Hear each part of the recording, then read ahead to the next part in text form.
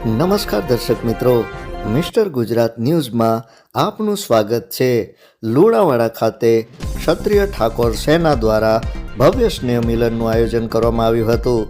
મહીસાગર જિલ્લાના મુખ્ય મથક લુણાવાડા નગર ખાતે ગુજરાત ક્ષત્રિય ઠાકોર સેના મહીસાગર તથા OSS એકતા મંચ તેમજ લુણાવાડા 7 મહોલ્લા પંચ અને મહીસાગર જિલ્લાના ક્ષત્રિય ઠાકોર સમાજના વિવિધ સંગઠનો દ્વારા નવા વર્ષ નિમિત્તે સ્નેહ મિલન કાર્યક્રમનું લુણાવાડા ખાતે આયોજન રાખવામાં આવેલ હતું।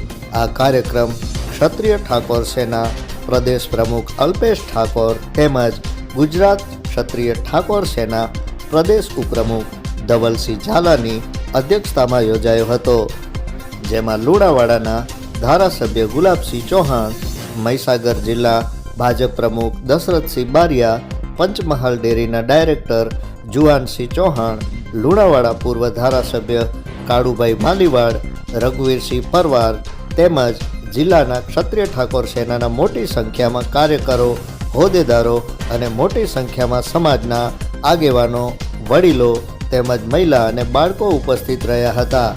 જ્યારે આવનારા દિવસોમાં શિક્ષણ તરફ સમાજને કેવી રીતે આગળ લઈ જવો અને શિક્ષણ સંસ્થા તાલુકે અને જિલ્લે તેમજ આખા ગુજરાતમાં બને તેના માટેની અહીંયા જાહેરાત કરવામાં આવેલ હતી।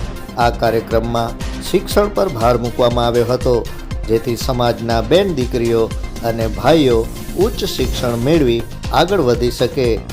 આમ લુણાવાડા ખાતે આવેલ PN પંડ્યા કોલેજ ગ્રાઉન્ડ ખાતે સ્નેહ મિલન કાર્યક્રમનું આનંદ ઉલ્લાસ સાથે આયોજન કરવામાં આવ્યું હતું અને જ્યારે સ્વરૂચિ ભોજન લીધા બાદ કાર્યક્રમને સમાપન કરવામાં આવેલ હતો। Report by Virbhadrasinh Sisodiya. જોતા રહો મિસ્ટર ગુજરાત ન્યૂઝ, સત્યતાની સાથે સ્પષ્ટ વાત। ધન્યવાદ। અહીંયા લુણાવાડામાં અમારા ગુજરાત ક્ષત્રિય ઠાકોર સેના દ્વારા એક સ્નેહ મિલનનું આયોજન કરવામાં આવ્યું। તમામ શ્રેષ્ઠીઓ હાજર હતા અને એમાં અમારી જે એક કલ્પના છે કે સમાજના તાલુકે જિલ્લે શૈક્ષણિક સંસ્થાઓ બને, એના માટે અમારા અહીંના અરુણજી બારિયાએ પોતાની એક બીઘો જમીન દાનમાં આપવાની છાત્રાલય માટે વાત કરી છે।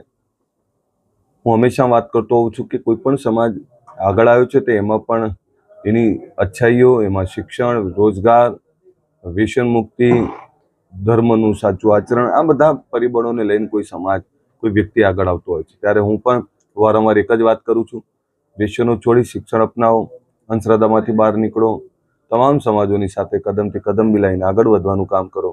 એટલે આજે અહીં આવ્યો છું ને આવનારા સમયમાં અહીંયા લુણાવાડા, મહીસાગર એટલે બાલાસિનોર, વીરપુરમાં આ જિલ્લાની અંદર શૈક્ષણિક રથ પણ અમે ફેરવવાના છીએ અને એની શરૂઆત પણ અમે અહીં લુણાવાડાથી કરવાના છીએ।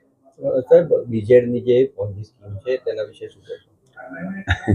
હું બધાને કહું કે આખી જિંદગીના તમારા બચાયેલા નાણાં કોઈ તમને ભરમાવે, ખોટી લાલચો આપે તો શા માટે આવો છો? એમનો સોફ્ટ ટાર્ગેટ હોય છે, મોટાભાગે શિક્ષકો હોય છે, મોટાભાગે એવા લોકો હોય છે જે અડધો ટકો વ્યાજની કલ્પનામાં જતા હોય છે। એવી કઈ યોજના છે કે તમને વર્ષ, 2 વર્ષ, 3 વર્ષમાં ડબલ કરી આપે?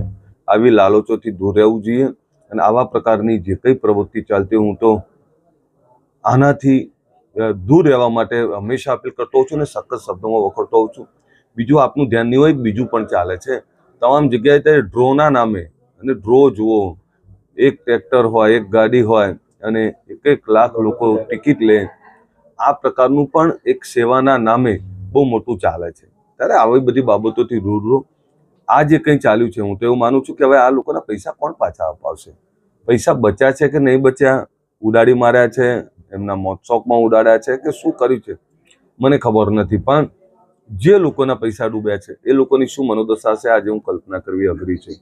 ત્યારે હું લોકોને કહું છું કે આવું વર્ષોથી ચાલ્યું આવે છે। હું નાનો હતો ત્યારે એકાબેનું અમારે ત્યાં આવતા, એટલે અમારા ત્યાં હું રાણીપ્રવ, ત્યાં એવું આવતું કે તમને જ સોફા આપવાનો છે, તમને જ ખુરશી આપવાની છે, તમને જ ડબલ કરી આપવાના છે। એક ચારો નાખે, 10% રૂપિયા લોકોમાં નાખી 90% લોકોના પૈસા ખરવી લે, આ પ્રકારની એક સ્કીમ વર્ષોથી ચાલે છે। લોકો જાણે છે તેમ છતાં કેમ આવું કરે છે? અને આ લોકો એટલા બધા બોલવામાં શાર્પ હોય છે કે અમે બીજાને તો ખબર નહીં પણ તમને પૈસા મળી જશે, તમારા કરી આપશું, આવી લાલચમાં બધા ઠગાતા હોય છે. ત્યારે આવી જે કોઈ બાબત છે એમાં રાજ્ય સરકાર આગળ આવે. એમાં રાજ્ય સરકાર તરફથી તો કામ થઈ જ રહ્યું છે, CID તપાસ કરી રહી છે, પણ આ લોકોના વળતર માટે કોઈ ચોક્કસ નક્કર કાર્યવાહી થાય, નહીતર બચારા પૈસા જે લોકોના ગયા છે એમનું શું? એટલે એમના પૈસા પણ એ લોકોને વળતર મળે, એમના પૈસા જે રોક્યા છે પાછા મળે, એના માટે પણ ચોક્કસ દિશામાં આગળ વધવું પડે. મારો મુદ્દો એ છે, કામગીરી કરવાના ગુનેગારો પકડાશે, પણ આમની સામે જે લોકોના પૈસા ગયા છે એનું શું? તો એ લોકોના પૈસા પાછા આવે એની દિશામાં કામ કરવું જોઈએ. બીજું હું મીડિયાના મિત્રોને કહું છું કે અમે લાખો લોકો જોડે સેલ્ફી પડાતા હોય છે. ક્યારેક કોઈ બાબતોમાં અમે પણ ક્યાંક અંજાન હોઈએ છીએ, ત્યારે અમારી જોડે પડાયેલો ફોટો કે અમારાથી બોલાયેલા બે શબ્દો, એના કારણે તમે અમને દોષિત બનાવી દો. હું આજે આપને કહું કે કોઈ સાબિત કરી દે કે અમે કોઈ કરપ્શનમાં કે 1 રૂપિયો કોઈ ચાનો પણ બીજાનો લેતા હોય તો અમે રાજનીતિ છોડી દેવા તૈયાર છીએ. પણ આટલા લાખો લોકો, કરોડો, મારા તો કરોડો લોકોએ સેલ્ફી પડાવી હશે. હવે કોણ ક્યાં શું સેલ્ફી પડાઈ ગયું, એ પછી મર્ડર કરી નાખે, ચીટિંગ કરે, લૂંટ કરે, તો એમાં અમે દોષિત નથી. એટલે ખબર પડે અને પછી અમે એને છાવરતા હોય તો 100% અમે દોષિત છીએ. પણ કોઈ રાજનેતા આવા લોકોને હું નથી માનતો કે સહાય આપતું હોય, કોઈ મદદ કરતું હોય. એટલે બધા જનો એક જ અવાજ છે. હું જ્યારે વાત કરું ત્યારે બધાનો એક જ અવાજ છે કે આપણાને શી ખબર કે આ ભાઈ આવા હશે, અને એક જ અવાજ છે કે આને તો સજા થાય, પણ જે લોકોના રૂપિયા છે એ રૂપિયા પાછા આવે, આ માટે કોઈ નક્કર કાર્યવાહી થાય ત્યારે મને આનંદ થશે.